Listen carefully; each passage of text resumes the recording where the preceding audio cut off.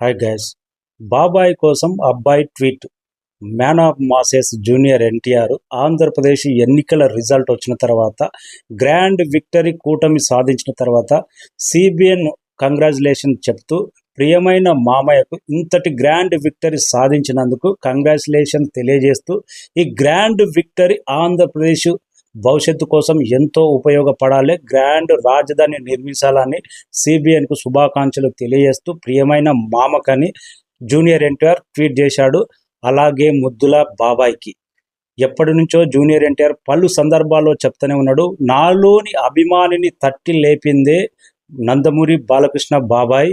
నరసింహనాయుడు అప్పట్లో పాత సినిమాలు అయితే ఎన్నో సినిమాలకు థియేటర్లో అయితే కుర్చీ లేపి తన్నుకుంటూ చూసేవాని, అంత ఎంజాయ్ చేసేవాని బాబాయ్ సినిమాలని గతంలో చాలాసార్లు చెప్పాడు. అందుకే హిందూపూర్ నుంచి హ్యాట్రిక్ ఎమ్మెల్యేగా గెలిచినందుకు నందమూరి బాలకృష్ణ గారికి బాబాయ్ని ఉద్దేశించి ట్వీట్ చేశాడు.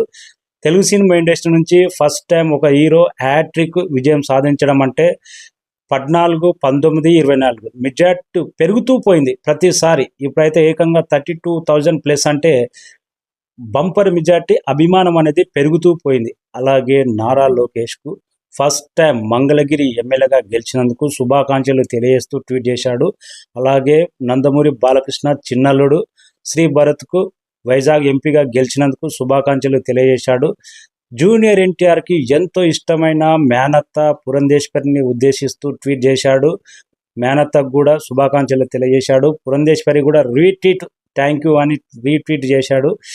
ఏది ఏమైనా కానీ నందమూరి ఫ్యామిలీ అంతా ఒక్కటే. గతంలో జూనియర్ ఎన్టీఆర్ బాలకృష్ణ కొద్దిగా గ్యాప్ రావచ్చు, కానీ సందర్భం వచ్చినప్పుడు అందరూ ఒకటే అవుతారనేది 100% నిజం. గతంలో వచ్చినవి ఒకటే అయిపోయారు.